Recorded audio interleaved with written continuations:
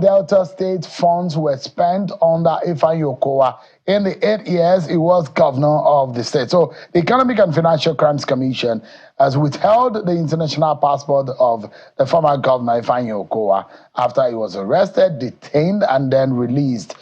He was arrested by the agency on the 4th of November 2024 over an alleged diversion of 1.3 trillion derivation fund. The 1.3 trillion amounted to a 13% derivation fund from the Federation account between 2015 and 2023. He was also accused of failing to render accounts of the funds, as well as another 40 billion naira he allegedly claimed he used to acquire shares in UTM floating liquefied natural gas, amongst other properties, some of which are said to be in some parts of Abuja and other parts of the country. There's a whole lot happening after the release of Senator Ifeanyi Okowa. There are those who are close to him who says they know about it. They know how the funds were utilized. They know that this is a witch hunt, according to them, that this Ifeanyi Okowa is a saint, according to them.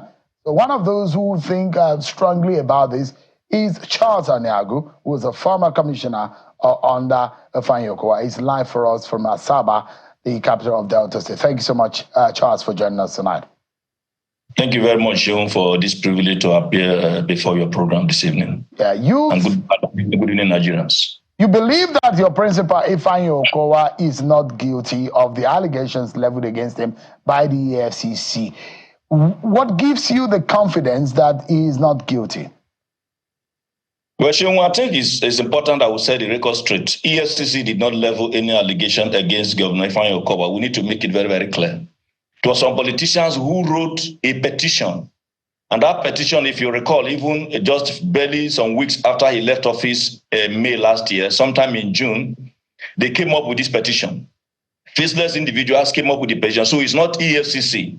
So let's not put it on the doorstep of the EFCC. Naturally, once a petition is written, EFCC is empowered to investigate that petition. That's what EFCC is doing.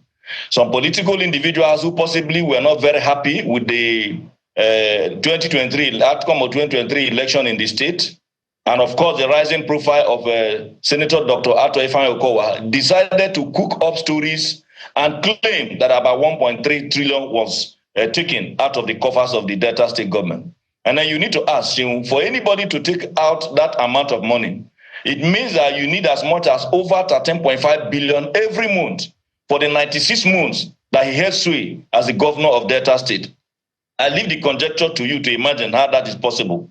And then, of course, because they could not also find materials, structures, buildings to attach to Okowa, they decide to begin to look for other people's property and attach it to him. To the extent that the estate where he lives, where many other people live, and in that estate, no two houses even look alike. They claim that it belongs to him. A bank that has been operating long before now and has just a branch in Delta and many branches in Lagos and other very notable cities in Nigeria, because they could not also see what to attach to him, they claim that he's the owner of the bank. Of course, you are very much aware that both the CBN as well as the Corporate Affairs Commission can clearly tell you who owns any particular business that is registered in this country.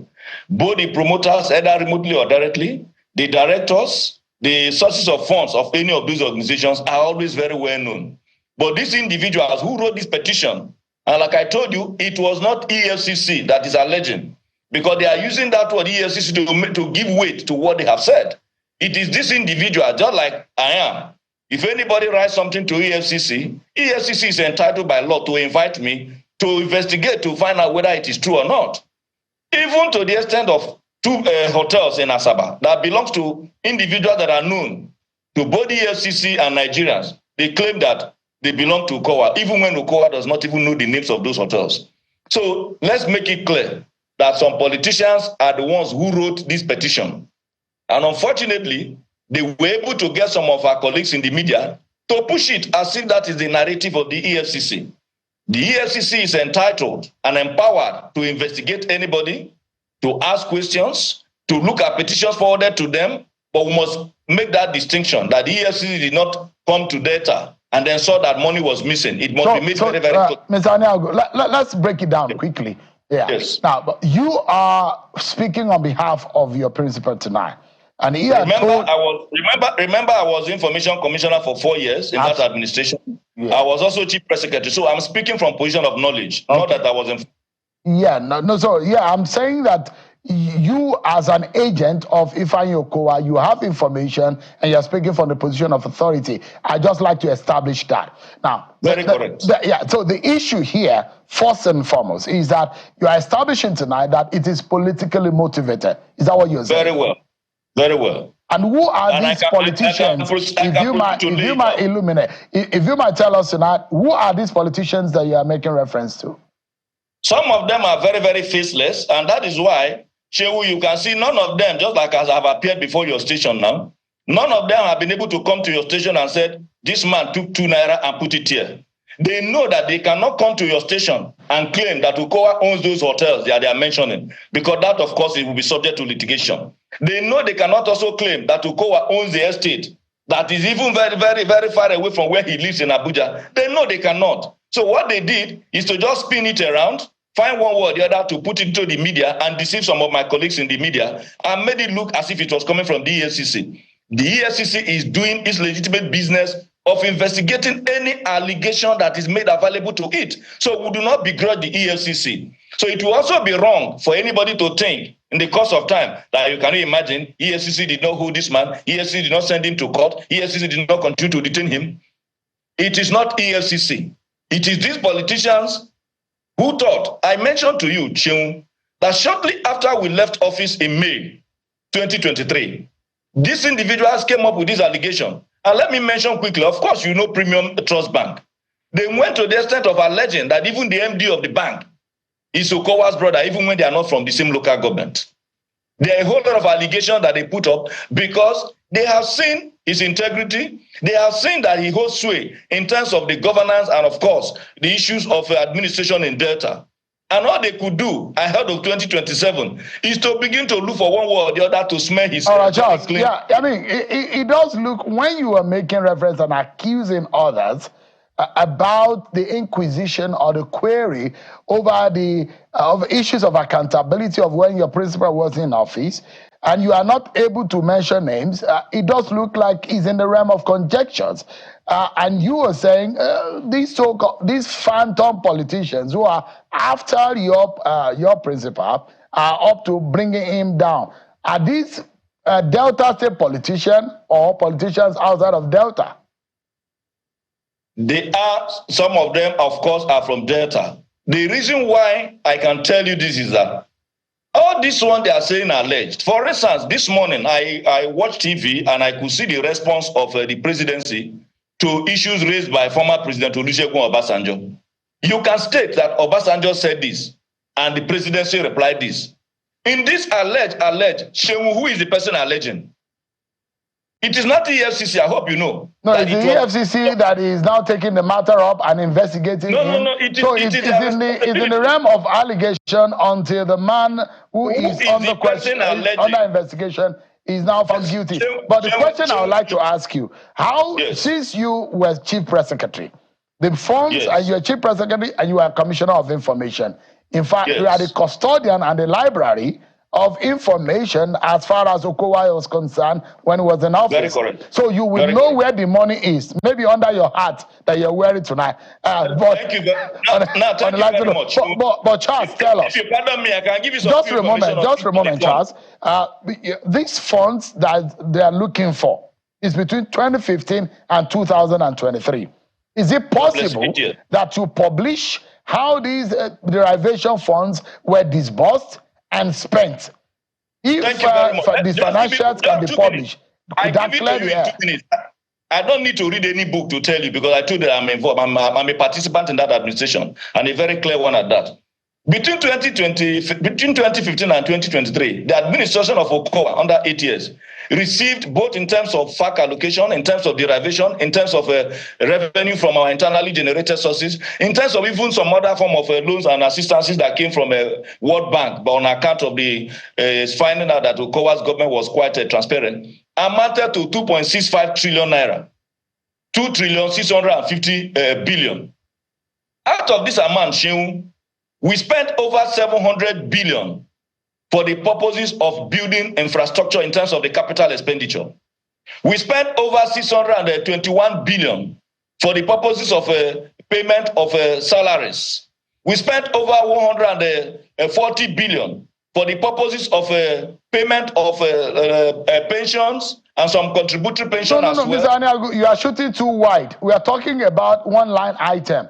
The derivation fund spent 2015 and 2023. Is it possible that you can publish for public to see what was spent, what was received, and the receipts, and what was spent? It's as simple as ABC. I need to also give you some information. There is no government that have account that say this is our derivation account. When money comes into a state, it's just like, for instance, when you earn your salary and you earn your allowances. Do you have allowances account and salary account? They come into one account. As a state government, we operated 3 distinct accounts, and we have made it very, very clear. The FAC account is resident in Zenith Bank. Very, very clear. You can investigate. We also have the joint local government and state account, which is JAC account, I think somewhere in UBA. And then, of course, we also have the internally generated revenue account, which is resident in the Sterling Trust Bank. All these 3 banks are known. So once any of your funds that is coming from FAC, from Federation, is coming in, it hits our account in Zenith Bank, which is still very much there. When it is issue of the funds we are generating around in terms of internal sources, it has an account it goes to. Whether they give us derivation, the federal government in giving us derivation only give it a name. They don't label the money derivation. It is known if it is, for instance, 2 billion, say derivation is 2 billion. VAT is maybe 1 billion. The one that you bring in from consolidated revenue fund that you now share, then has amount. You total it and you credit the state account. So if you are asking me to go and tell you this one, once it comes, the state has an annual budget, which we usually put out. Depending on this monies that we have, we add up, that budget is made up of what we are going to generate internally, made up of our derivation accounts, made up of our funds that comes in from the FAC account. Yes, all of them come Charles, together. with my little understanding of economics and a bit of accounting and keeping the books, yes. I disagree slightly with you. The books are simply, and if you speak with your commissioner for finance, it might just a moment. It might just a moment, Charles. Where the money goes to. Just a moment. It might be able to explain and give details. There are just a handful of states in Nigeria that receive derivation fund from the federal government, and the source of these funds are clear. Now, FAC allocation is also a distinct and a very specific fund that comes from the federal government. And I think that this could be easily established if you, as a former information commissioner and a former CPS, can, on behalf of your principal, come to town and publish how these funds were spent, how those local government, because there are allegations that some of these funds went into buying of assets, buying of shares, buying of properties linked to Ifeanyi Okowa. And if you can make all of these succinctly published, I think that would clear the air, don't you think? Well, thank you very much. We have even done that, except that naysayers want to progress along this line. Now you are talking about buying of shares. That's the UTM shares. UTM is a floating gas company, which is first of its kind in our country. And we discovered that Delta State, being a gas also rich in gas resources, that it will not be fair for us to allow it to move to another state. First, we wanted to buy into about 5% into the shares of that company. And in the course of time, when we saw the viability, after our advisors have been able to advise us that there's a need and it's viable, we increased it to 8% of the shareholding. Sometime in December 2023, the present administration met with NNPC, and then the agreement on Nigerian gas, and the agreement was signed in Abuja, and we have invested about 42 billion naira into that. Today, as I speak to you, Sheung, the value of that share is in excess of 100 billion. And it is found, it can be found where the money is. Okowa's name is not in any, is not a shareholder of UTM. That is the shares that we bought from UTM. It's a gas floating company that we invested on behalf of our state. And you know what? If we have opportunity to also do that investment tomorrow, Shemu will also buy into it because it's good for our state. Now, to correct what you said, I said when money comes in, your book may be different from where you keep your money. For instance, when they pay you salary, Shemu, go and look at your pay slip. You have different allowances. You have wardrobe allowance, you have transport allowance, you have feeding allowance, you have medical allowance. When Channels pays you, do you have account for medical allowance, account for feeding allowance? The money hits into your account, Channels puts it together as one money. When you want to spend it, you don't just, okay, yesterday they gave me money for medical. Let me go and use it to buy Panadol. Just for us to, I know that Senator Okowa will have his day in court and be able, under the law, to defend his name.